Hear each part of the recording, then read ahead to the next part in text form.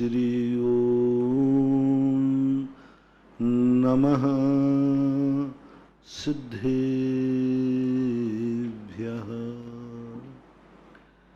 सर्वमंगल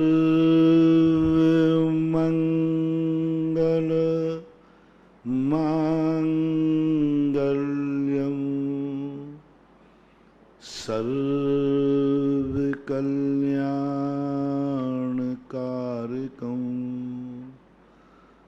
प्रधानं सर्वधर्माणां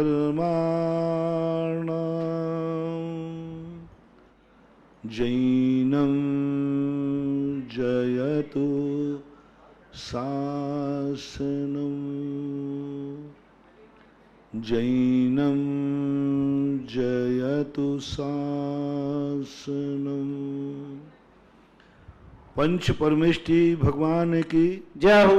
आचार्य श्री गुरुवर कुंद कुंद महाराज की जय हो। आचार्य श्री गुरुवर विद्यासागर महाराज की जय हो। इस दुनिया में हमारे उपादान में एक ऐसी परत पड़ गई है कि हमें कोई इस दुनिया में अच्छा दिखता ही नहीं। अपन विगत दिनों से लगभग 8-10 दिनों से ये समझने का प्रयास कर रहे हैं कितनी बहुत सुंदर, इतनी सुंदर प्रकृति, जिस दुनिया में से, जिस खान में से बड़े बड़े रत्न निकले, जिस खान में से 24 तीर्थंकर निकले, राम हनुमान जैसी महाशक्तियां निकली, उसके बावजूद भी इस दुनिया को कभी इस दुनिया में अच्छे लोग नहीं मिले। क्या अच्छे थे नहीं, या अच्छों को हम पहचान नहीं पाए।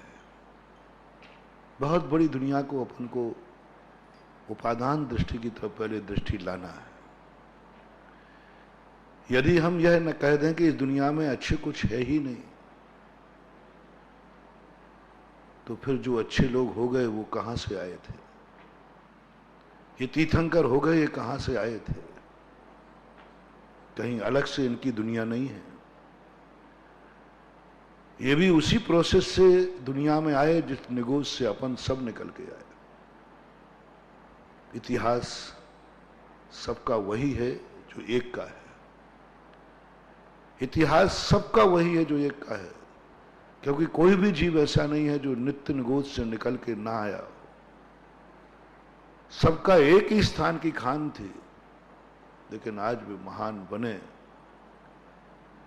यदि हम स्वयं निर्णय न कर पाए तो हमें देखना है कि हमारी इनकी महानता के लिए आज सारी दुनिया इनके लिए आदर्श क्यों मान रही है। कभी कभी व्यक्ति जब स्वयं निर्णय नहीं कर पाता तो परसेंटेज निकालता है, 100 लोगों को तैयार करता है और 100 लोगों से पूछता है, अनुभव लेता है और उससे प्रयास करता है कि भाई आप लोगों के अनुभव क्या है। मीटिंग और ट्रस्ट कमेटियां क्यों बनती है? जब व्यक्ति स्वयं निर्णय लेने में समर्थ नहीं होता और या उसको मालूम है कि मेरा निर्णय कोई मानेगा नहीं। 2 कारण से ही ट्रस्ट की उत्पत्ति हुई। प्रजातंत्र का एक रूल्स बन गया। राजतंत्र में ट्रस्ट नहीं होते थे, राजतंत्र में कमेटियां नहीं होती, राजतंत्र में प्रस्ताव नहीं होते थे। जो राजा समर्थ नहीं होते थे, टेक टू ऑर्डर, उन्होंने जो कह दिया वो पत्थर की लकीर है, वही कानून है, वही विधान है, वही सब कुछ हो गया था। लेकिन धीरे धीरे व्यक्ति स्वयं निर्णय करने में सक्षम नहीं रहा। जीवन के एक बहुत बड़े सूत्र हैं जो हमें सीखना है, नहीं तो अनादिकाल हमारा निकल गया, अनंत काल और निकल जाएगा। हमें पहले अपने आप को टटोलें। क्या आप समर्थ हैं इस गंदी दुनिया में, इस राग द्वेष की दुनिया में, इन पापों की दुनिया में, इन पापियों की दुनिया में, इस मिट्टी के कीचड़ में से क्या तुम रत्न को पहचान सकते हो? क्या इतना समर्थ, इतना ज्ञान तुम्हें है? अलग से कोई सोने का पहाड़ नहीं है। पाषाण में से सोना पहचानना है। पाषाण दिखेगा तुम्हें? क्या तुम पाषाण में से सोना ले सकते हो? कोई तुम्हें स्पष्ट सोने का पहाड़ मिलने वाला नहीं है। और जो स्पष्ट सोने के पहाड़ हैं वहां से तुम एक तोला भी निकाल नहीं सकते, क्योंकि वो अकृत्रिम है। जो सोने के पहाड़ हैं, कनकगिरियां हैं, हेममय हैं बहुत सारे, लेकिन वो सोना तुम्हें नहीं मिले। कर्मभूमि जीवों को सोना, कर्मभूमि सोने को तो उसी को सोना मिलेगा जो पाषाण में भी सोने को पहचान ले।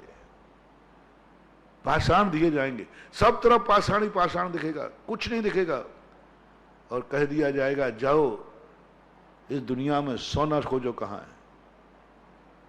अज्ञानी, असमर्थ, अपन जैसा व्यक्ति इस संसार में कुछ नहीं, अपन को पत्थर ही पत्थर दिखते, पत्थर ही पत्थर दिखेंगे, अपन तो फेंक आएंगे।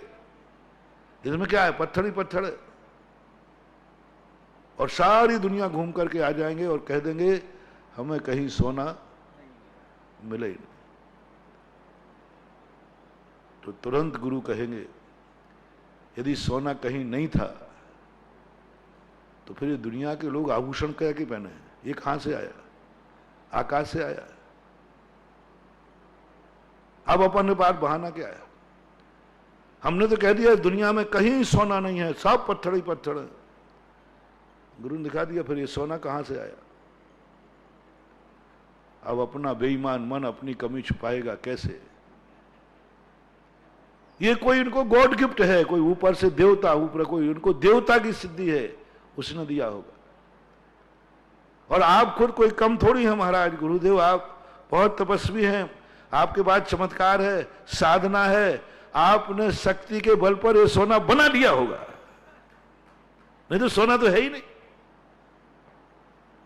आपने शक्ति के बल पर सोना बना लिया, आपके बाद वो कला है, इसलिए तो मैं आपको गुरु मानता हूं। हाँ, इसलिए तो मैं आपको गुरु मानता हूं कि आपके बाद देखो दुनिया में कहीं सोना नहीं है। इसलिए हम सारी दुनिया से कहते हैं सोना तो मेरे गुरु जी के हाथ में है। और तपस्या गुरुदेव मैं आपकी खूब जय जयकार बोलता हूं क्योंकि आपके हाथ में सोना बनाने की कला है। अब देखो आ गई ना चमचागिरी।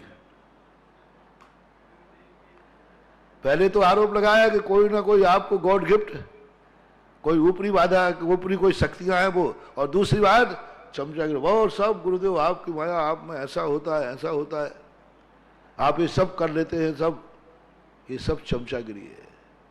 ये सब अपनी कमी को ढांकने का एक तरीका है, अपनी कमजोरी को ढांकने का एक तरीका है, अपने निकम्बेपन को ढांकने का तरीका है।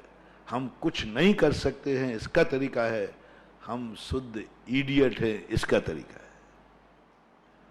मैंने बहुत सोचा जैन दर्शन मोक्ष प्रधानी दर्शन है, फिर संसार की चर्चा क्यों करता है? जैन दर्शन मोक्ष जाना चाहता है, फिर हर कार्य में संसार का बंध क्यों कराता, पुण्य का बंध क्यों कराता, वैभव क्यों कराता? सभी आचार्यों ने जितने धर्म की क्रियाएं थी सब क्रियाओं से संसार प्राप्त कराने की बात गई। पूज्यवर समंत्रभद्र जैसे महान तार्किक सम्यक दर्शन जो निपट मोक्ष का कारण है, अंत में उन्होंने कहा कि यदि मैंने यही सब कहते रहे तो कोई ना देव को मानेगा, ना शास्त्र को मानेगा, ना गुरु को मानेगा, ये सारी दुनिया दुर्जनों से भर जाएगी। क्योंकि कितने लोग हैं जो मोक्ष जाने की बात सोचते हैं। यदि आपसे पूछो कि मंदिर कितने लोग हैं जो मोक्ष जाने के लिए आते हैं, एक पेड़, बहुत बहुत सुंदर पेड़ था, चारों तरफ से उसकी डालियां लदी हुई रहती थी, बच्चे लोग उस पर झूमते थे, खेलते थे, झूला झूलते थे डालियां पकड़ करके। उसको बेचारे की डालियां पत्ते सब शरीर को अंग भंग छिन्न भिन्न कर देते थे। उसको बड़ा आनंद आता था, बड़ा आनंद आता था। जब बच्चे आते उसके बहुत सारे पत्ते तोड़ देते, डालियां तोड़ देते, लेकिन उसको कोई खेद नहीं होता। उसको एक ही बात का आनंद आता, कम से कम मेरे कारण से बच्चों का बच्चे जब खेलते, डाली पे कूदते, हालांकि वो घायल हो जाता, उसके पत्ते टूट जाते, पूरा शरीर को छिन्न भिन्न कर देते बच्चे, लेकिन उस छिन्न भिन्न के कारण से उसको कोई कष्ट नहीं था। वो बहुत आनंद में रहता था, बहुत आनंद में रहता था और इंतजार करता था। एक जोक है, बहुत आनंद के महसूस करते थे। शिक्षा दी उसके माध्यम से इस सारे संसार को, अपन लोगों को, और पेड़ बड़ा आनंद से चल रहा था। बच्चों का तोड़ना था, उसको फिर से कॉम्प्लेन आती थी, फिर फलता था, फिर बच्चा तोड़ता था, फिर उनकी डालियां तोड़ते थे। धीरे धीरे जो बच्चे आते थे वो बच्चे बड़े हो गए। बड़े होने के बाद उन लोगों ने आना बंद कर दिया, तो पेड़ बड़ा उदासीन हो गया। जब किसी को, व्यक्ति को, किसी वस्तु को लगाव हो जाता है, फिर वो नहीं दिखता है, नहीं मिलता, तो अब पेड़ परेशान। एक दिन बच्चे वहां से निकले और पेड़ ने कहा, ओ बच्चे लोग, अब क्यों नहीं आते हो? बोले, हे पेड़, तेरे पास है क्या? अब मैं बच्चा नहीं रहा हूं,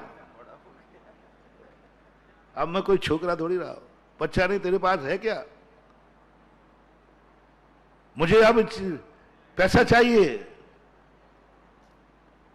पेड़ ने कहा, ये बिना उसके नहीं आएंगे। उन्होंने कहा, देखो, आओ, तुम मेरे पास आओ, मैं तुम्हें कुछ दूंगा। एक कुल्हाड़ी लाओ। और कुल्हाड़ी ला कहा, मेरी ये जड़ से मत काटना मुझे, मेरी ये डालियां डालियां हाथ पर काट डालो और उनको बाजार में बेचो, तुम्हारे लिए पैसा आ जाएगा। मानव कितना स्वार्थी होता है। उसने ये नहीं कहा कि ये पेड़ मुझे इतना चाहता है कि हमारे लिए बोला, तो उसने कुल्हाड़ी लाए और डालियां काट के बेच दी, पत्ते बेच दिए, फल बेच, सब बेच दिए। ठूठ बड़ा, पेड़ बड़ा खुश, इतना खुश, इतना खुश कि जैसे ही बरसात हुई, तेजी के साथ उसमें फिर से फूटे, तेजी के साथ, बहुत लहराते, बहुत आनंद से भर गया। कम से कम मैं अपने बच्चों के काम आ। लकड़ियां सब कट गई, फिर आना बंद कर दिया। तो पेड़ कहता, मैं तो लुट गया। पेड़ कहता, मैं तो लुट गया, मेरी डालियां भी गई, मेरे हाथ पैर भी गए, मेरा सब कुछ गया। और अंत में ये लोग तो वहीं के वहीं हैं, ये लोग तो वहीं के वहीं हैं, आना बंद कर दिया। लेकिन जो चाहता है, उसने कहा, एक दिन फिर निकले, हे ठूठ, तेरे पास क्या है? बच्चे लोग, तुम लोग आते नहीं। बोले, अब ठूठ, तेरे पास बचा क्या है? डालियां फालियां भी नहीं, करूंगा क्या? बोले, लाओ एक अभी, और आओ मेरे पास आओ, मैं तुम्हारे बिना रह नहीं सकता। बोले, अब क्या है तेरे पास? बोले, एक आरी लाओ, आरी, आरी, आरी ला करके मुझे नीचे से काट लो। तुम्हें क्या चाहिए? बोले, मैं विदेश जाना है, मुझे नाव चाहिए। तुम्हारे पास है? बोले, आओ आओ, काटो मुझे और खोल बना के नाव बना लो। इस स्वार्थी मानव के लिए उन्होंने कहा, मानव के स्वार्थ की चरम सीमा, उस पेड़ को जड़ से काट डाला, लेकिन स्वार्थ अपना पूरा करता है। इस सारी दुनिया ऐसी है महानुभाव। इस पेड़ के माध्यम से शिक्षा लो। सामने वाला तुमसे गुणों से प्रभावित होने वाला नहीं, उसकी एक ही बात नीति है कि मुझे क्या मिलेगा, उन जैसा मुझे बनना नहीं है। सत्य क्या है, सिद्धांत क्या है? जब भी हमें कोई गुणवान मिले तो उसका संगति करने का अर्थ ही है, वंदे तद्गुण लब्धे, मैं वैसा बनूं। लेकिन कोई नहीं बनना चाहता। अच्छे आदमी की लोग अच्छा आदमी कह सकते हैं, लेकिन अच्छा नहीं बनना चाहते। अनंत काल तक तुम भगवान की पूजा करते जाना, जब तक तुम्हारे आत्मा की पर्याय में भगवान जैसा बनने नहीं आएगा, तब तक ये पूजा तुम्हें परमार्थ की सिद्धि करने वाली नहीं। यही गुरुओं का हाल हुआ। आप गुरु की कितनी प्रशंसक है। संसार में सबसे ज्यादा जैनियों में मुनि भक्त है, बहुत गुरु भक्त, खूब जम के गुरु भक्त, खूब भक्ति करते हैं गुरुओं की, गुरुओं की जय जयकार करेंगे। मैं आपसे पूछता हूं, हम लोग मुनि बने, हम लोगों ने अच्छा किया कि बुरा किया? नहीं, पूछने में कोई बात नहीं, थोड़ा परामर्श करें। अच्छा किया कि बुरा किया? थोड़ा जोर से नहीं बोले।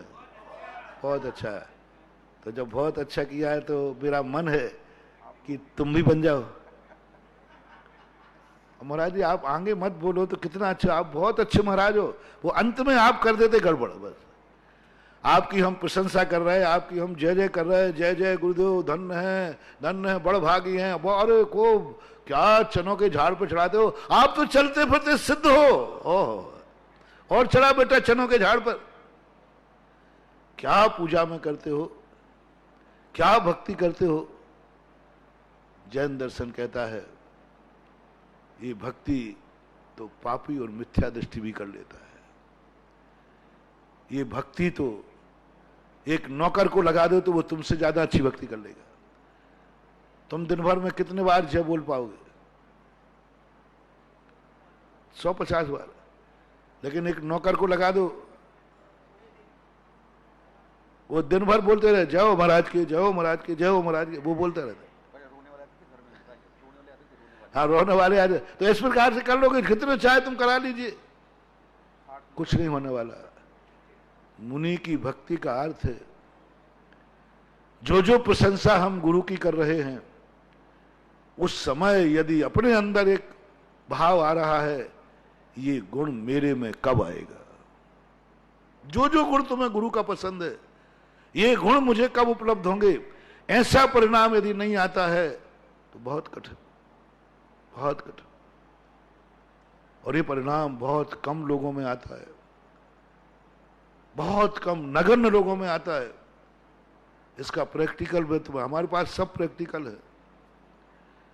एक व्यक्ति ने कहा नहीं महाराज मुझे तो बहुत भाव आता है आपको, जब आचार्य श्री को आप लोगों को देखा तो मुझे तो बहुत पश्चाताप है कि मैं मुनि नहीं बन पाया।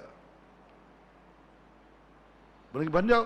बोले महाराज अब कहाँ बनाओगे, आप भी नहीं बनाओगे आचार्य श्री। मैंने क्यों? बोले महाराज हमारी शादी हो गई।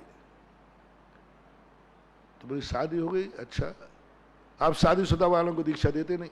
और महाराज 2 बच्चे भी हो गए, अब आप बाप को तो दीक्षा देते नहीं। और महाराज जी सही कहूं, आप बुरा मत मानना, आपको गुस्सा बहुत जल्दी आता है। तो बन गया अच्छा बोल नहीं करूंगा गुस्सा। इससे गलती आपकी है और आचार्य की है। मैंने कहा भाई मेरी गलती तक तो मैं शांत बैठा हूं, मेरे आचार्य की गलती क्या है? बोले मेरे अक्षम्य गलती है, हम आपको कभी क्षमा नहीं करेंगे। मैंने कहा भैया मेरी क्या गलती हो गई? महाराज कभी क्षमा नहीं करेंगे आपको। अरे मैंने कहा भैया मत करना क्षमा, लेकिन गलती तो बता दे। बोले आप शादी के पहले क्यों नहीं आए हमारे नगर में? शादी के पहले आ जाते और ये प्रवचन होते तो जरूर पक्का था मैं संसार में नहीं फंसता, दीक्षा लेता। आप लेट आए, आपकी गलती है। अब मैंने कहा इसने मुझे कटघरे में तो खड़ा करा ही दिया। अब जब कटघरे में खड़े हो जाए तो मैंने कहा ठीक, ये मुझे ध्यान नहीं था कि मेरे और मेरे आचार्य की गलती है, बहुत बड़ी गलती है। ओहो ये गलती तो वस्तुतः क्षमा के योग्य नहीं। एक व्यक्ति जल्दी आ जाता, 2, 4, 5 साल पहले आ जाता तो एक मुनि बन जाता, और मैं नहीं आया, ये गलती मेरी है, लेट, बहुत बड़ी गलती है, इसका मुझे पश्चाताप रहेगा। मैंने भी तुरंत स्वीकार कर लिया। मैंने कहा इसका मुझे पश्चाताप है और रहेगा जिंदगी भर कि उस गांव में यदि 5 साल पहले चला जाता तो मुझे एक मुनि मिलता, लेकिन नहीं गया। ये गलती है मेरी, बहुत गलती है। हे भगवान कहां मेरी मति मारी गई, कहां मेरी गाड़ी अटक गई, कौन से जाम में फंस गई। एक बार निकले तो बाहर से निकल गए, बाहर से निकल पता नहीं क्या हो गया। मैंने कहा ये सब चीजें, लेकिन अब वो गलती जो हो चुकी वो तो अब लौटने वाली है नहीं। तेरा और अपन दोनों प्रायश्चित करते हैं। और यदि ये गलती मेरी है, मुझे बहुत दोष लगा इसका, तू चाहता है कि मैं निर्दोष हो जाऊं? हाँ महाराज निर्दोष हो जाओ। और तू मुनि नहीं बना है तुझे महसूस हो रहा है कि मैं अब संसार में फंस गया, गृहस्थी में फंस गया, एक जंजाल में फंस गया, बुरा फंस गया? हाँ महाराज, बहुत फीलिंग होती है, बहुत फीलिंग होती है। दिन रात मेरा यही भाव होता, कहाँ का जंजाल में फंस गया। मैंने कहा ये पाप तो तेरे से हो गया, चाहे भली मेरी गलती से हुआ तो तेरा FIR तो तेरी लिखी जाएगी, मेरी नहीं लिखी जाएगी, क्योंकि ऑन द स्पॉट तो आप पाया जा रहा है। यदि कहीं पुलिस नहीं पहुंच पाए, उसके पहले अपराध हो जाए, तो क्या पुलिस अपराधी होती है? मतलब पुलिस को पहुंचना था, जब तक पुलिस पहुंची जब तक वहां मर्डर हो गया या चोरी हो गई, तो पुलिस पे कोई अपराध नहीं होता। बस ये हंगामा जो है पुलिस की कमी रही, यदि समय पे आ जाती तो यही होता। बस इतनी गालियां मिलेंगी, सजा नहीं मिल सकती। यही मिलेगी कि समय पे आ जाते तो ये दुर्घटना नहीं होती। पुलिस की लेट लड़ामी के कारण से ये दुर्घटना हो गई। कोर्ट में तो अपराधी वही माना जाएगा जिसने अपराध किया है। इसके लेट होने से पुलिस अपराधी नहीं है। मेरे लेट होने से मैं निंदा स्वीकार करता हूं, लेकिन मैं अपराधी नहीं हूं, प्रायश्चित का भागीदार नहीं हूं। लेकिन तू ऑन द स्पॉट, तो महाराज जी उपाय क्या है? एक बहुत सरल उपाय है, बहुत सरल उपाय है। दोनों बेटे भी साथी थे। मैंने कहा इसका एक ही उपाय है, ये दोनों के लिए अपन मुनि बनाते हैं, तो भगवान से भी मैं भी जमानत दूंगा तेरी। भगवान एक पहले तो एक ही बनता, अब तो दो बनेंगे, तो ब्याज भी मिल जाएगा, भगवान भी खुश, समाज भी खुश। वो कहता महाराज जी आप में कोई ज्यादा बोलने की आदत, बीमारी है क्या? मैं अपनी कह रहे आप बच्चों पे आ गए। मैंने संकल्प करो तुम कि अब बच्चों को जैसे ही बड़े हो, थोड़े से होते ही अपन उन बच्चों को मेरे पास भी लाना, और तुम भी यही देना, बेटा मेरी जैसी गलती मत करना, तुझे मुनि बनना है, अभी से संस्कार देना शुरू करो, पालने में सुलाओ उसको, शुद्धोसी बुद्धोसी निरंजनोसी। वो कहता महाराज जी आपके मुंह लगना बेकार है, बेटों को पकड़ाओ, जाने लगा। अब बोलो, मैंने कहा बदमाश कहीं का, जब मुनि बनना अच्छा है और तू नहीं पढ़ पाया तो पछता रहा है, तो बेटे को बनने में तेरे लिए क्या तकलीफ हो रही? इससे सिद्ध है कि अंतरंग ये है कि तुम मुनियों की प्रशंसा कर सकते हो, लेकिन ना तुम मुनि बनना चाहते हो, ना बेटे को बनाना चाहते हो, और ना तुम्हारे मन में भाव आता है। ये कहलाती चमचागिरी। जब जब तुम किसी मुनि की सेवा करो, भक्ति करो, और ना तुम्हें मुनि बनने का भाव आवे, और ना ये भाव करो कि मेरा बेटा बेटी मुनि आर्का बन जाए, तो समझ लेना वो मुनि भक्ति नहीं है, वो मुनि की चमचागिरी है, बटरंगबाजी है। कुछ नहीं बंधु, जैन आगम इसके लिए बिल्कुल नकार देता है। इस भक्ति का कोई भी परमार्थ से कोई लेना देना नहीं। तुम्हारे लेना देना क्या है वो अभी बाद में बता रहा हूं, पहले तो मैं शुद्ध मार्ग को सुरक्षित कर दूं। कोई लेना देना नहीं। कितना भी तुम कर ले मुनि की, बिल्कुल 24 घंटे सेवा करो, लेकिन ना तो स्वयं मुनि बनने का भाव आता है, और ना अपने अधीनस्थ लोगों को बनाने का भाव करते हो। मिथ्या दृष्टि कोटि में बिल्कुल कोई भक्ति नहीं है, इसका कोई मूल्य ही नहीं जैन दर्शन में। जब ये भाव आवे, सारे संसार के लोग सुने महाराज का भक्त कौन है। जब पहला भाव तो ये आवे कि मैं मुनि कब बनूं, लेकिन मैं तो अब बन नहीं सकता, क्योंकि मैंने जिस पोजीशन पर पहुंच गया हूं, जितने दंड फंद कर लिए हैं, मेरा गुरु मुझे तो मुनि बनाएगा नहीं। अब मैं बनूंगा भी, कहूंगा भी, तो महाराज कहेगा नहीं अब नहीं बन सकता, अब तुम्हारे ऊपर 3 लोगों का भार है, अब तुम नहीं छोड़ सकते। 3 की जिंदगी का सवाल है। जैन दर्शन मुनि दीक्षा दे के बाद एक कीड़ों को बचाता है, वो 3 की जिंदगी उजाड़ देगा? नहीं उजाड़ सकता। मुनि दीक्षा नहीं दी जाएगी, उन 3 की सहमति के बिना नहीं दी जाएगी। जब तक वो 3 सुरक्षित नहीं हो तब तक नहीं दी जाएगी। वो 3 कहते कि हाँ आप दीक्षा लीजिए, मैं सुरक्षित हूं, उनकी असुरक्षा कौन है उसका जिम्मेवार? दीक्षा नहीं। और आज के समय पे तो मानव अधिकार लागू हो जाएगा, आप दीक्षा नहीं ले सकते, कानून को लग जाएगा। क्यों? वो कहां जाएगी अब? वो किसके सहारे जाए? बच्चों को कौन पालेगा? मौत के अलावा तुम्हें कोई भी विकार की छूट नहीं मिल सकती। तो ये परिणाम इसी, तुम्हारा तो अब हो नहीं सकता निर्णय है, लेकिन सम्यक दृष्टि की बात कर रहा हूं, मुनि भक्ति कर रहा हूं, ठीक है, मेरे साथ तो जो होना था हो गया। अब मैं भगवान को, इस धर्म को, एक बेटे को मुनि जरूर बनाऊंगा, जरूर बनाऊंगा, एक बेटे बिटिया को जरूर बनाऊंगा, और उसको संस्कार देना शुरू कर दो। ऐसा सुनते हैं, ये घटना कोई महाराज ऐसा भी घटित होता है, कोई बाप अपने बेटे को मुनि बनाने की सोच सकता है क्या? कोई बाप अपनी बिटिया को आर्यिका बनाने की सोच सकता है? हाँ, शास्त्रों में भरे पड़े उदाहरण। पद्म पुराण में मंदालसा का कुंद भगवान की मां ने, जिनसेन स्वामी की मां ने अपने बच्चे को कपड़े नहीं पहनाए। बेटा, मैं तो नहीं पहनाऊंगा कपड़े, मैं तुझे कपड़े में नहीं देखना चाहती हूं। वो एक ही बात कहती थी, बेटा मैंने तुझे प्रकृति से नग्न पाया है, कपड़े में नहीं पाया। यदि मेरी गोदी में, मेरे दूध में धर्म है, तो प्रकृति ने तो नंगा दिया है, और मेरी गोदी तुझे दिगंबर बना देवे, दिगंबर बना देवे। मैं तुझे दिगंबर मुद्रा में देखना चाहता। ऐसे संस्कार दिए। बताते जिनसेन स्वामी ने जन्म से ही कभी कपड़े नहीं पहने, मां ने पहना ही नहीं। अपने आप पहन लेगा, पहनना होगा तो, मैं तो नहीं पहनाऊंगा। और ऐसा संस्कार दिए। 9 साल की उम्र में दिगंबर दीक्षा ली जिनसेन स्वामी ने। 11 साल की उम्र में कुंद महाराज ने दीक्षा ली, 11 साल की उम्र में, 11 वर्ष की।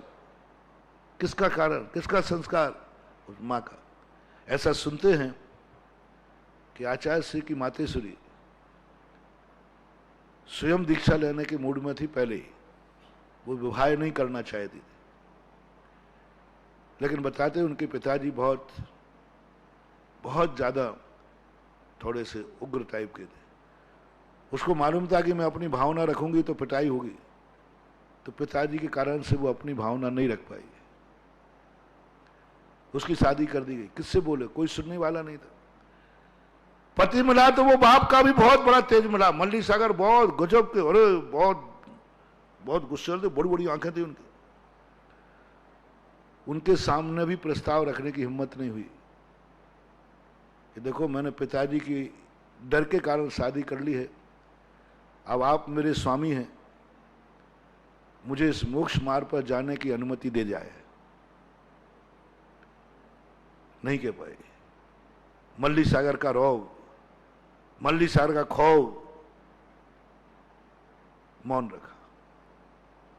लेकिन गूंगे व्यक्ति बहुत खतरनाक होते हैं। गूंगे व्यक्ति जो अंदर बांध लेते हैं ना, उसने कहा यहां भी मेरा बस नहीं चलेगा, यहां भी मेरी कोई सुनने वाला नहीं है, और मेरा कोई भी भावना की कदर नहीं करेगा। मैं अपनी भावना रखूंगा लेकिन मेरी भावना को कुचल दिया जाएगा। मल्ली सागर का नेचर देख करके वो चुप हो गई, पर उसने संकल्प किया भगवान के सामने, भगवान इन दो पर तो मेरा बस नहीं चलता, क्योंकि ये मेरे से बड़े हैं। पिता मेरा मालिक है, पति मेरा मालिक है, लेकिन भगवान मैं ये प्रयास करती हूं कि मेरा बच्चों पे बस चलेगा। जब भी तेरे दरवाजे आऊंगे मैं ब्याज के लेके आऊंगी। बताते उसी दिन से उसने भावना, भाई मेरी कूख से जो भी जन्मे वो मुनि बने और आर्यिका बने। और ऐसा संस्कार दिया, ऐसा संस्कार दिया, क्योंकि बच्चों पर तो मेरा बस चलेगा। बताते हैं आचार्य श्री को मोक्ष मार्ग में भेजने वाली उनकी मां ही थी। और अंत में आकर के कितने लोगों को भेज दिया? 3 तो पक्के हैं ही, 2 बहनें थी वो भी आ गई खैर कुदरत से, और सबको एक रह गया तो वो रह गया। बाद में जाकर के देखो सारे लोग मोक्ष मार्ग, और अंत में स्वयं आ गई। बताओ श्रीमंती ने शादी करके अच्छा किया कि पहले आरिका बन जाना ठीक था?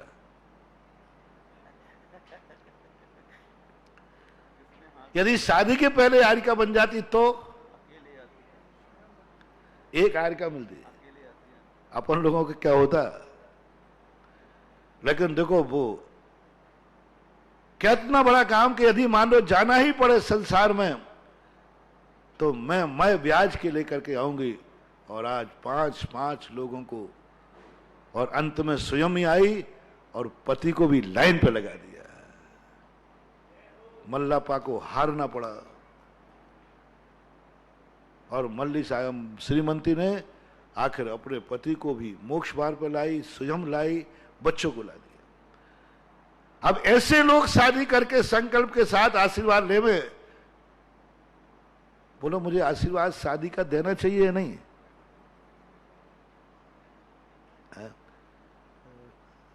मां शर्त पहले है, पहले फार्म भरो कि जितने छोरा छोरी होंगे उन सबको मोक्ष मार्ग में भेजेंगे।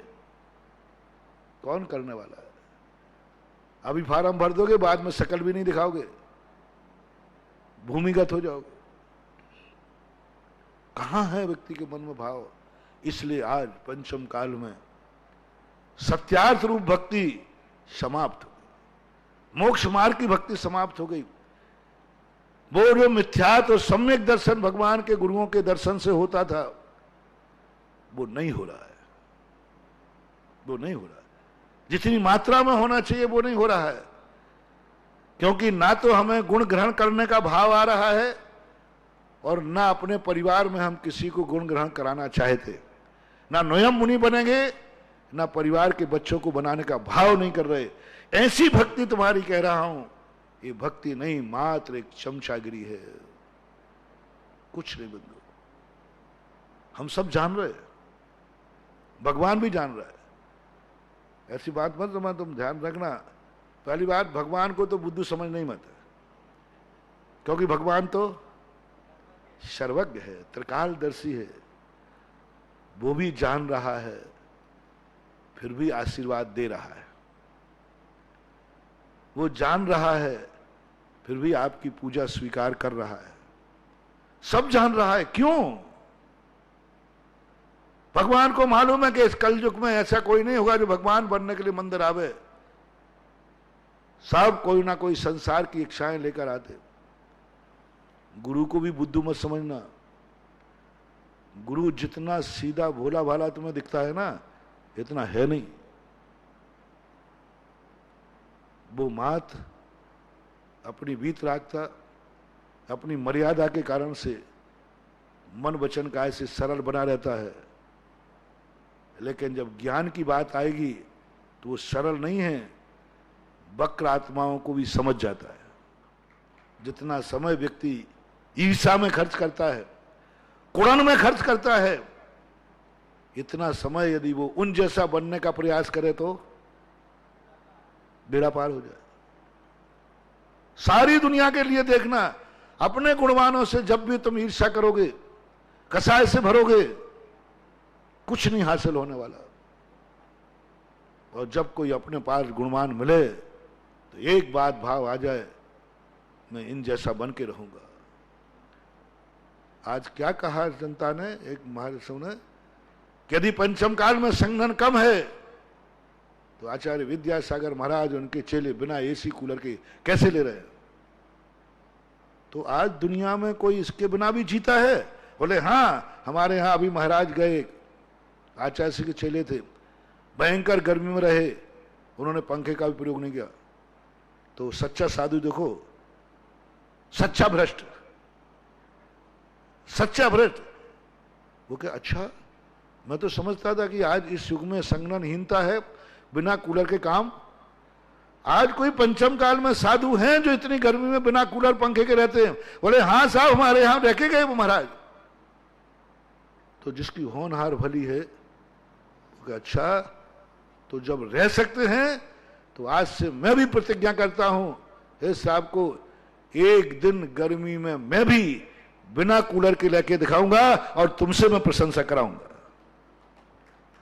ये स्पर्धा हो जाए तो कोई बड़ी बात नहीं बंधु, सब आचार्य विद्यासागर हो जाएंगे, सारे साधु आचार्य विद्यासागर के चेले हो जाएंगे और सारी जनता हर साधु को आचार्य विद्यासागर महाराज जैसा पूछेगी, गारंटी देता हूं। लेकिन चर्या उन जैसी होना चाहिए।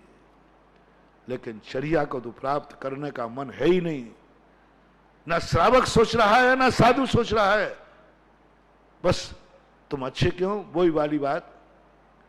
ये क्लास में आचार्य श्री की सबसे बड़ी कमी है, कमजोरी बता रहा हूं मैं अपने गुरु की, वो मैचिंग नहीं कर पाए। एक क्लास में 60 लोग थे, उसको पता चला रात के 12 बजे कि मैं फेल हो गया, तो उसने कहा कि फेल हो गया हूं, मेरा बाप सुबह गालियां देगा, तो उसने रात में सुसाइड करने का मन बना लिया, घर से निकला सुसाइड करने के लिए। उसने सोचा कि चलो मरने के पहले अपने एक दोस्त से तो पूछ लूं, भाई तेरा क्या हाल है। फोन लगाया तो कह रहा तू कहाँ है, बोले चौराहे। बोले मैं 10 कदम पहले। बोले क्या, बोले बस सुबह मुंह दिखाने के पहले निपटना चाहता हूं। बोले तू भी फेल हो गया, बोले इधर आ जा। तो दोनों ने मिलकर तीसरे को लगाया, चौथे को लगाया, 59 लोगों को फोन लगाया, सभी फेल थे। सुसाइड करने का प्रस्ताव कैंसिल, अब मरने का प्रस्ताव कैंसिल, क्योंकि मैं ही नहीं हूं, 59 हैं। अब बाप कहेगा तो कह दूंगा ध्यान रखना मेरी गलती नहीं, 59 लोग फेल हुए, मेजोरिटी बन गई और ग्रुप बनकर के टी पार्टी चालू। अब उस टी पार्टी में प्रस्ताव पास हुआ, वो पास कौन हुआ है उसका नाम बताओ। और बस वे 59 लोग जो उसकी ठुकाई पिटाई करने को उतारू हुए, बहिष्कार। ये पास क्यों हुआ, इसको लड़कों के साथ। अब बाप से कुछ कहूंगा तो वो कहें आउट ऑफ कोर्स था तो वो पास कैसे हुआ, इसने कटाएगा मेरी नाक, ये पिटवाएगा सबको। और सामने मिलकर के सुबह उसका बहिष्कार कर दिया। किसका, जो पास हुआ, उसकी बुराई शुरू कर दी। और लोगों ने कहा अकेले में फर्क नहीं, तो ऐसी धुलाई करूंगा कि देखते बनेगा इसको। ये पास हुआ क्यों, इसको शर्म आना चाहिए। जब 59 फेल हो रहे थे और बहिष्कार। मेरे आचार्य महाराज बस, मेरे आचार्य महाराज बस वही 60 में से वो एक है जिस पंचम काल में भी पास होके दिखा दिया। और सारे लोग कह रहे हैं आउट ऑफ कोर्स, ये साधना कठिन है, ये चर्या कठिन है, ऐसा कोई रह नहीं सकता। सारे साधु आउट ऑफ कोर्स करने को तैयार हैं। अभी नहीं, अब तो बहुत सारे हो गए, शुरू की बात कर रहा हूं। सब आउट ऑफ कोर्स कर रहे हैं। नहीं, पंचम काल में बिना चौका लेके नहीं चल सकते, चौका चलना ही पड़ेगा, संचालक चाहिए ही पड़ेगा, संचालिका चाहिए ही पड़ेगा, बिना चौकों के साधुओं का रहना मुश्किल हो गया था। और आचार्य ने पास होकर दिखा दिया। बस मेरे गुरुदेव का मात्र एक कमी है कि इस कल युग में भी उन्होंने चौथे काल के समान नंबर लाके दिखा दिए। बस यही साधुओं को विरोध है, इसी कारण साधु के विरोधी हैं। आचार्य का कोई कमी नहीं है। अंदर से पूछ लो, मैंने उनसे कहलवा ही लिया, उगलवा लिया, मैं उगलवाने में माहिर हूं, मैंने कहलवा ही लिया। आखिर उन्होंने ये बात कही। मैंने उन महाराज को बहुत अच्छी तरह कहा, मैंने कि महाराज क्या होगा तुम्हारा, एक गुण भी यदि उनका लेने का भाव आ जाए, तुम्हें एक गुण भी लेने का भाव आ जाए, महानुभाव जो हमसे अधिक हों, हमारे पुद्गल में ये गुण है, वंदेद कहू पारनाम कहू अच्छा, यानी जिसमें गुण अधिक हैं, कम गुण वाला उस गुण में मिल जाता है। बंदे तदगुण लब्ध होता है ना, नहीं वो बंदेद कहू पारनाम कहू अच्छा, 2 गुण अधिक। जो हीन गुण वाला है ना, 2 गुण, हाँ दुदकादि गुणानाम तू, 2 अधिक गुण जिसमें है तुम्हें उसमें मिलना है, उसके अनुसार चलना है, उसमें घुल जाना है, अपना सब कुछ उसमें बदल देना है। कभी भी गरीब धंधा करने जा रहा व्यापार, और अमीर निकलते ही उसको कुड़ान आ गई, उसको ईर्ष्या आ गई, क्रोध आ गया, मत जाओ तुम और कोड़ में खाज निकलेगी, अमंगल हो गया। हर क्षेत्र में लगा लेना, हर क्षेत्र में लगा लेना। बस देखना यह है किस क्षेत्र में आपसे वो दो गुण अधिक है, और दो गुण अधिक है, मान जाओ भैया मेरे बात, सारी दुनिया के भक्तों से कह रहा हूं, ईर्ष्या नहीं करना। अब मंगल कैसे करें इसको? सारे मंगल एक तरफ रख दीजिए, सारे मंगल एक तरफ रख दीजिए, यहां तक कि साधु मंगल, अरहंत मंगल, सिद्ध मंगल, इन मंगलों को भी एक तरफ। लोक व्यवहार की अपेक्षा बता रहा हूं, परमार्थ की नहीं। मात्र तुम एक नियम ले लो, जब भी मेरे से अधिक गुणवान मेरी आंखों के सामने आएगा, मैं उसको देखकर आनंद से भर जाऊंगा। प्रमोद भाव, गुण शुभ, आनंद भाव। धन्य है आज, आज मेरा शुभ दिन है, आज मेरा सगुन दिन है। गरीब धंधा करने निकला है, भिखारी भीख मांगने निकला है, मजदूर मजदूरी करने निकला है, गरीब बंजी करने निकला है, और घर से निकलते ही सामने वाले से एक अमीर आदमी निकल गया और तुमने हाथ जोड़कर जय जिनेंद्र, हो गया सगुन, बस जाओ, आज तुम लौटोगे, थैली भर करके लौटोगे, क्योंकि तुम्हारा सबसे बड़ा सगुन हो गया। जो लेने जा रहे थे वही सामने निकल आया, इससे बड़ा सगुन क्या होगा? भगवान बनने जाओ और भगवान मिल जाए, गुरु बनने जाओ रास्ते में गुरु मिल जाए, धनी बनने जाओ और सामने धनी मिल जाए, पास होने जाओ और पास होने वाला पास होकर मार्कशीट ला रहा है और तुम रिजल्ट देखने जा रहे हो, फतेह है, तुम्हारा सगुन हो गया। इस बात में कोई संदेह हो तो प्रैक्टिकल कर लेना। मुझे तो आगम पर विश्वास है। आनंद से भरो बस, और जय जिनेंद्र करो। कई गरीबों को मैंने अमीर बनाया, मेरे आशीर्वाद के बल पर नहीं, शांति धारा के बल पर नहीं, भगवान पर तो मुझे भरोसा है ही नहीं, क्योंकि वो तो कुछ करने धरने वाला है नहीं। मुझे तो भगवान से ज्यादा चमत्कार भगवान की वाणी में दिखता है, और चमत्कार भगवान की वाणी में ही है।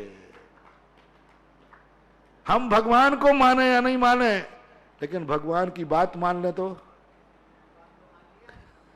बेड़ा पार हो जाए।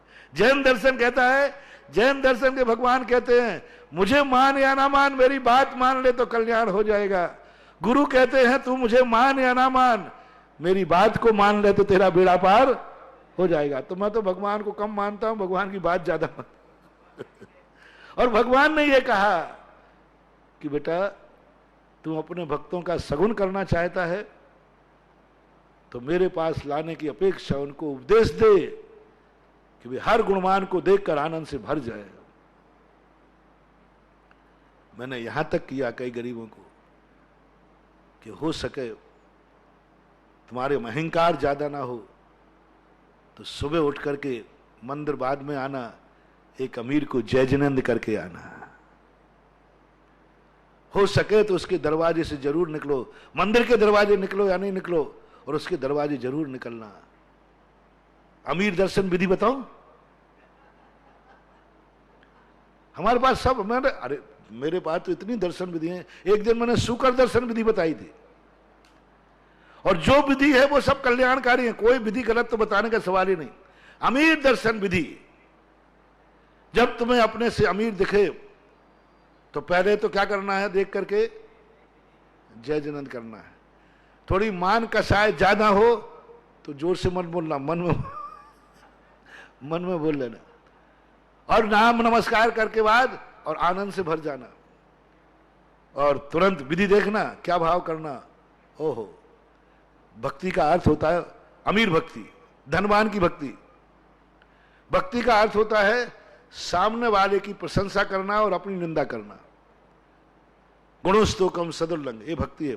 अब अमीर की भक्ति करना है, ओ भगवान पूर्व भाव में इसने बहुत बड़े बड़े दान दिए थे, ये पूर्व भाव का दानी है, इसने अपने पैसे का सदुपयोग किया था, इसने अच्छे कार्यों में लगाया था, इसने कभी अपनी कमाई को पाप में नहीं लगाया, जुआ जुआड़ी नहीं खेला, कुछ नहीं किया। ओहो, ये जन्म जन्म का धर्मात्मा है। ऐसे धर्मात्मा को मैं नमस्कार करता हूं।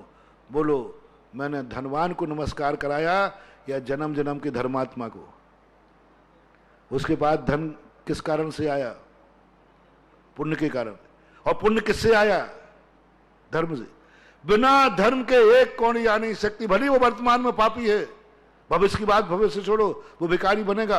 आज वो धनवान है, आगम को यदि विश्वास है तो नियम से पूर्व भाव में उसने दान किया है। रावण ओहो वर्तमान में कैसा है मैं नहीं जा रहा हूं, आज उसके सोने की लंका है तो आप उठाओ तो सही। अतीत कि मिक्षिक वरदान दिए, क्या बड़े बड़े दान दिए हैं, देखकर दंग रह जाते।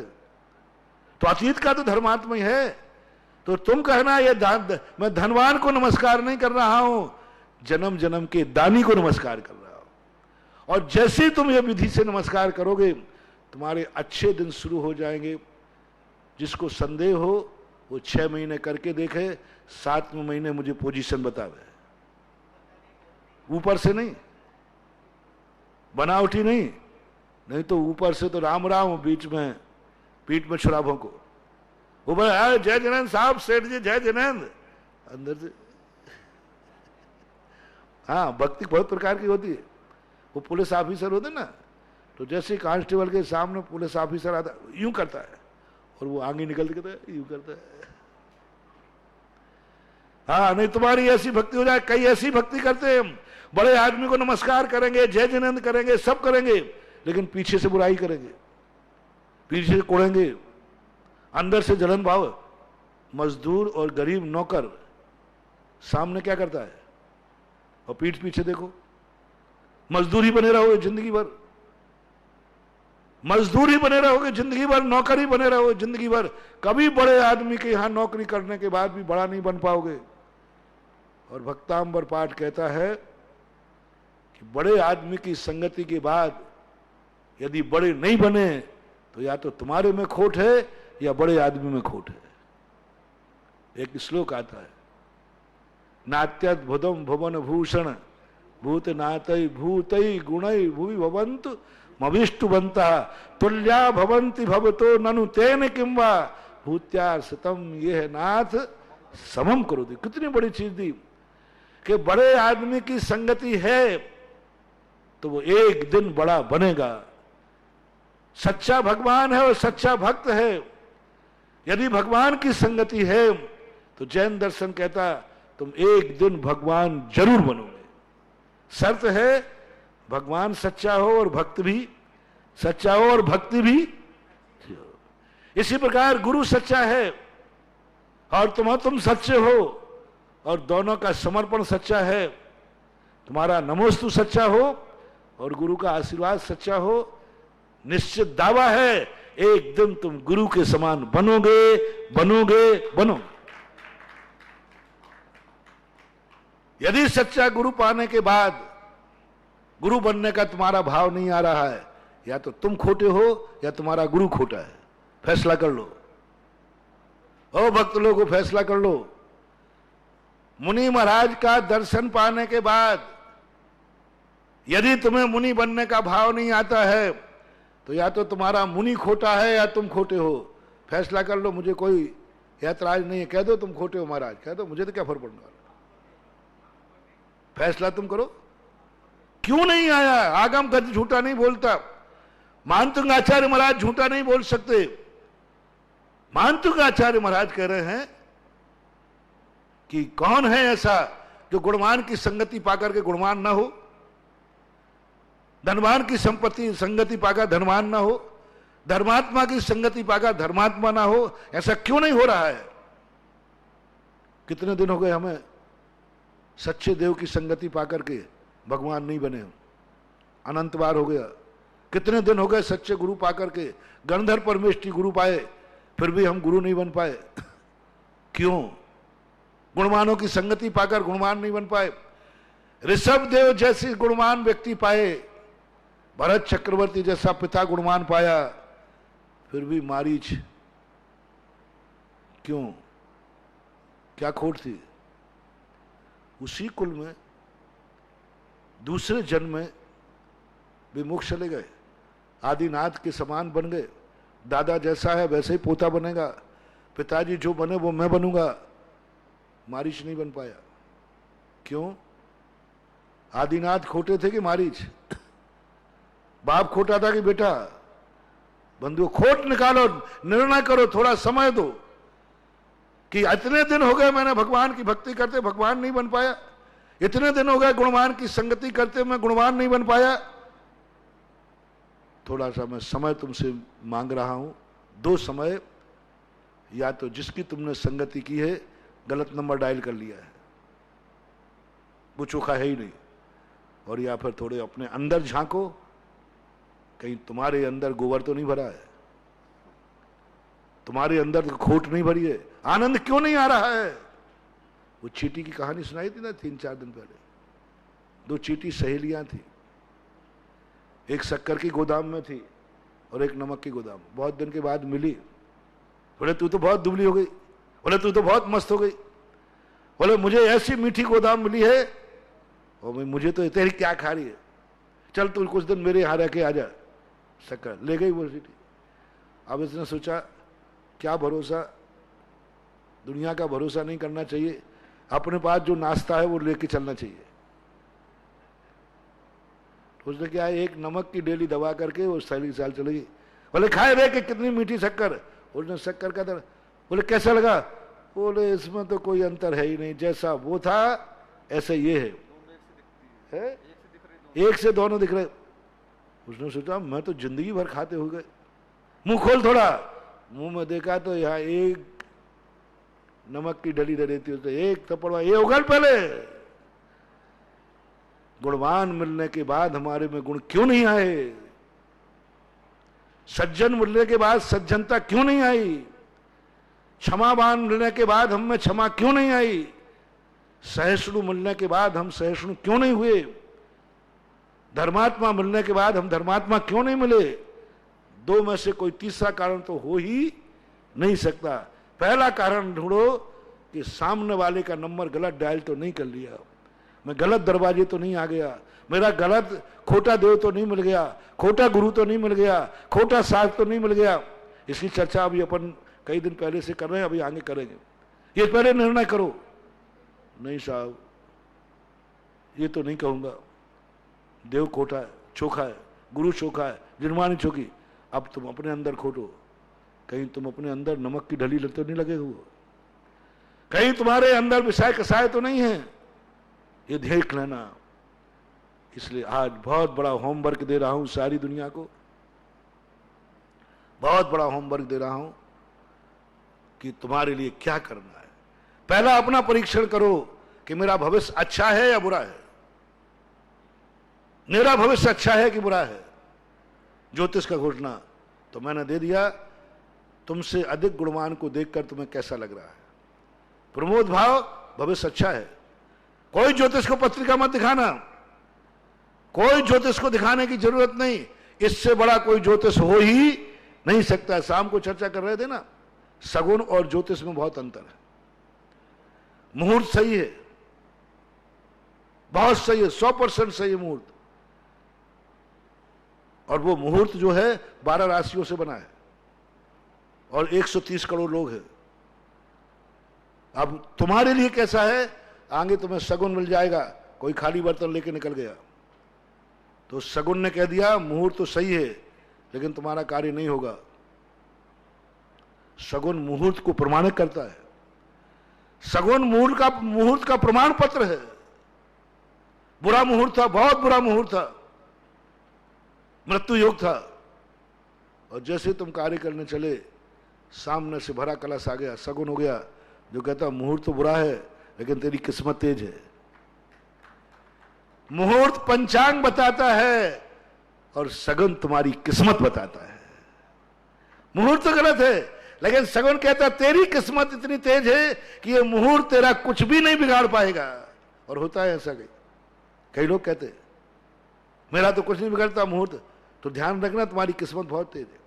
सगुन ये कह रहा है मुहूर्त है, गलत होगा, लेकिन तेरी किस्मत इतनी तेज है कि तेरा कुछ भी विघ्न डालने वाला नहीं है। ये सगुन का चमत्कार है। इसलिए कल शाम को प्रश्न आया था ना, सगुन और मुहूर्त में क्या अंतर है?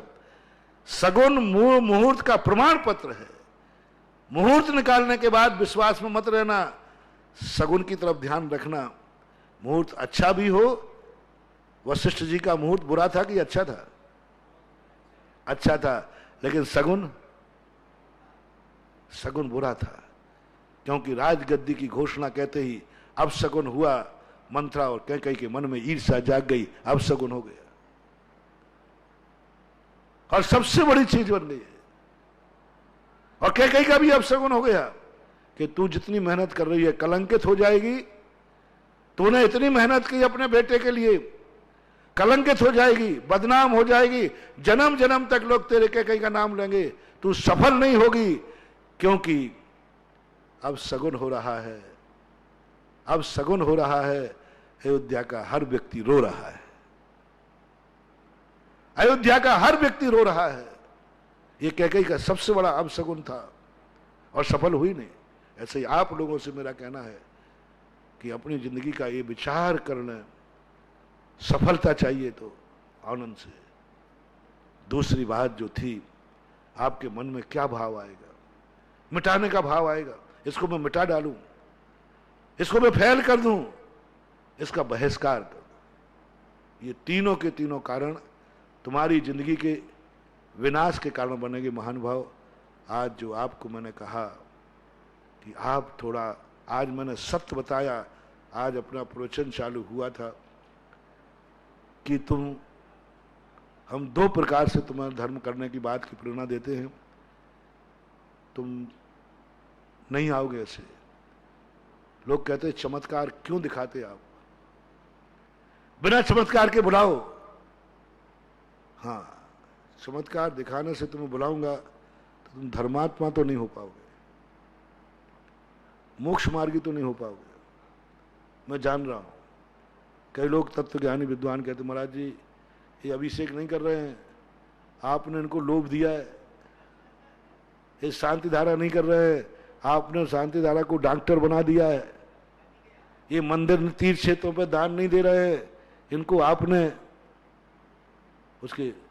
तो पहले मैं भी नहीं करता था, लेकिन जब आचार्यों से पूछा, हमने जिनवाणी से पूछा, बोले बेटा वो जो पहले कहा था, ये भगवान नहीं बनना चाहते, ये मंदिरों में ताले लग जाएंगे, ये तीर्थ क्षेत्र भार बन जाएंगे, कोई अभिषेक करने वाले नहीं आएंगे, चमगादड़ में अभिषेक करेंगे। तो फिर इनको क्या बनाऊं? इनको चमत्कार दिखा देना, कुछ भी मत, सोना बना के देना नहीं, पर सोना बना के दिखा। सोना देना नहीं, सोना बना के दिखा। बहुत बड़ी बात कह रहा हूं मैं, अपनी खुद की पोल पट्टी खोल रहा हूं। वो मुझे विश्वास है, हम कितनी पोल पट्टी कर, बेटा तुम जाओगे क्या, हमारा मौली ऐसा है, मौली ऐसा है। मूर्ख तो भाग जाएंगे। महाराज जी सोना बनाना दिखाते, देते कुछ नहीं है, लेकिन ज्ञानी आ जाएंगे, भली वो नहीं देते हैं, लेकिन हम सोना बनाना सीख जाएंगे। दो व्यक्ति आएंगे, यदि मैं कह दूं देखो मैं सोना बनाना जानता हूं, ए लो, लेकिन तुम्हारा दूंगा नहीं, तुम्हारे काम में नहीं आएगा, तुम्हारे लिए मैं नहीं दूंगा, ये मेरा सोना है। तो लोग कहेंगे फिर महाराज काय को आऊंगा, तुम्हें भाग जाएंगे। और कुछ लोग कहेंगे महाराज जी आऊंगा, देखो तुम्हें कुछ भी नहीं मिलेगा। बोले नहीं मिले, कम से कम सोना बनाने की विधि तो, दोनों में से क्या श्रेष्ठ है? सोना चाहिए, सोने बनाने की विधि। सोना लेके क्या करोगे? सोना दूसरे का तुम लोगे तो वो सोना तुम्हारे काम आने वाला नहीं है, बाहर जाके कोई लूट लेगा। इसलिए ज्ञानी व्यक्ति तो आएंगे, वो कहेंगे भले महाराज कुछ नहीं देवे, लेकिन सोने की विधि तो सीख जाऊंगा, मैं तो जाऊंगा। इसके संबंध में और यदि अमन को ध्यान आएगा तो अपन फिर चर्चा करेंगे। बहुत बड़े मार्मिक विषय अभी चल रहे हैं, किस ढंग से अपन धर्म की तरफ बढ़े। और पहले 100 चतुष्टय पे चलाया, अभी भी 100 चतुष्टय का ही एक रूप चल रहा है। 100 चतुष्टय का एक आजू बाजू के जो उपभेद हैं, उन भेदों के अंदर अपन प्रवेश किया है। 100 चतुष्टय का मूल मार्ग से जो साइड की गलियां हैं, उन गलियों को भी अपन साथ में समझते जा रहे हैं। महावीर भगवान की जय।